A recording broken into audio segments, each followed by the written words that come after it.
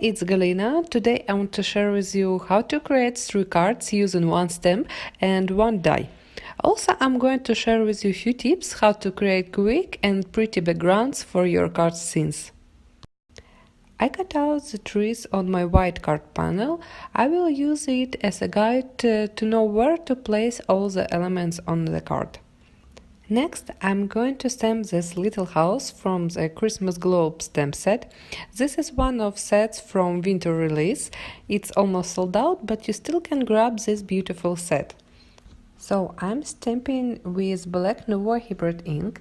It's alcohol markers friendly ink. It will not react with markers after coloring. Next, I'm covering the stamped house with a card panel I cut before, and I'm drawing small marks with pencil where the hill and moon should be. I start coloring from the bottom where the ground should be. I'm using Nuvo markers for coloring all cards today. I'm simply covering the ground with gray marker. And with blender marker, I'm going to create a texture on the ground. The blender marker is a marker with transparent ink, and it can push markers ink out and also can lighten colors a bit. To color the moon, I need 2 shades of yellow markers. At first, I'm applying light yellow color on all moon. Next, I'm adding a darker color just in the center of the moon. And now I'm going to blend those 2 colors with light yellow marker.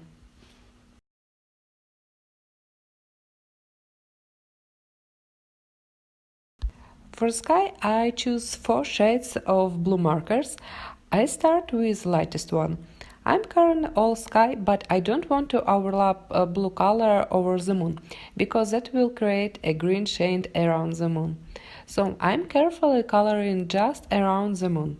At first, I use the white tip of the marker to quick cover big surface. And then I went to the thin one to fill the details. Next, I'm applying a dark blue color and blend it with a mid blue shade. And again, I'm using lightest color to blend all layers together. Optional, you can add one more dark blue color to create a shade around the scene. I'm blending harsh lines in same way from darkest color to lightest.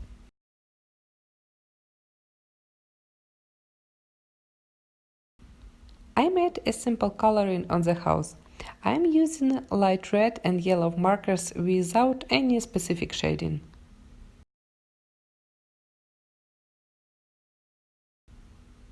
To make a more realistic look of the scene, I decided to lighten the blue color around the moon with a blender marker. And I want to make my trees more realistic too, so I'm adding dots with a gray marker. And I'm stamping a small sentiment under the trees with a black Nuvo ink. I foam mount a card panel on the panel with colored scene and then attaching both panels on the gray card base. And my first card is done. For my second card, I cut out the same panel with the trees. I'm covering trees with a masking tape because I don't want to put any ink on them. I'm placing a stencil with the snowflakes on the card panel, and using blending dapper, I'm applying light violet ink through the stencil. When I'm happy with the saturation of the color, I'm removing the stencil and masking tape. On the other card panel, I'm drawing a hill with a gray Nuvo marker. Next, I'm creating a violet sky using few shades of the Nuvo ink. I'm applying color by color with a blending dapper.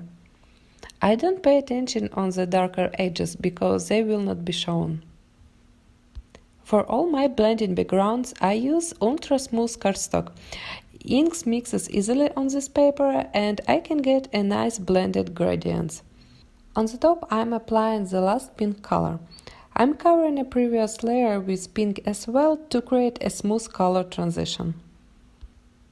When my background is ready, I'm stamping a Christmas tree on the white smooth cardstock.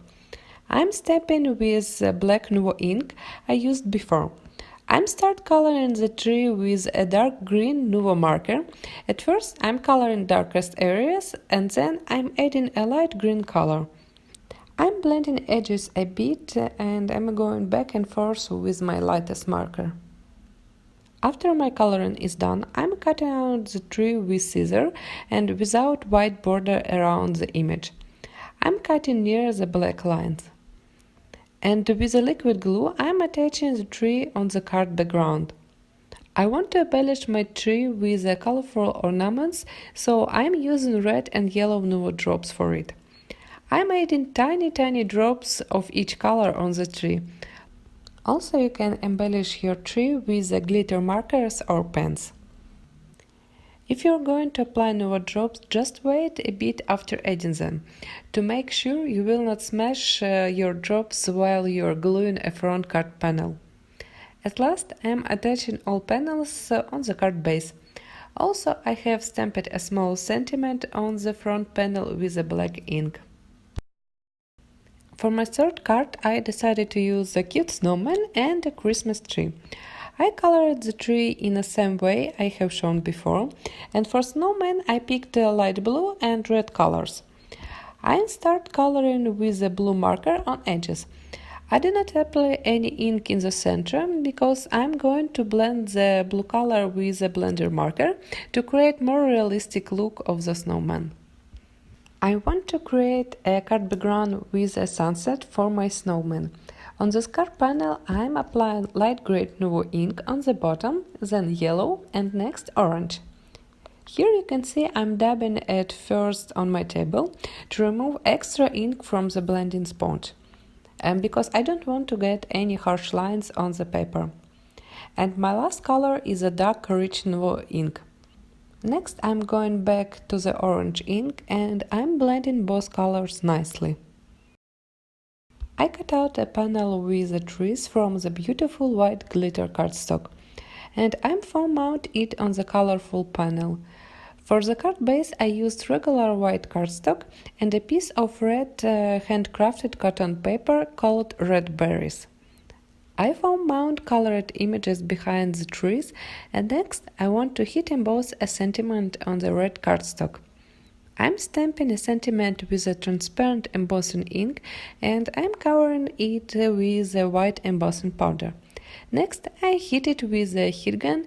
I'm going to cut out excess paper. I'm attaching a stripe with a sentiment on the right top corner of the card. And my third card is done. And here are all 3 finished cards. Thanks for joining me today. I hope you enjoyed this video. Be sure to subscribe to this channel and see you soon!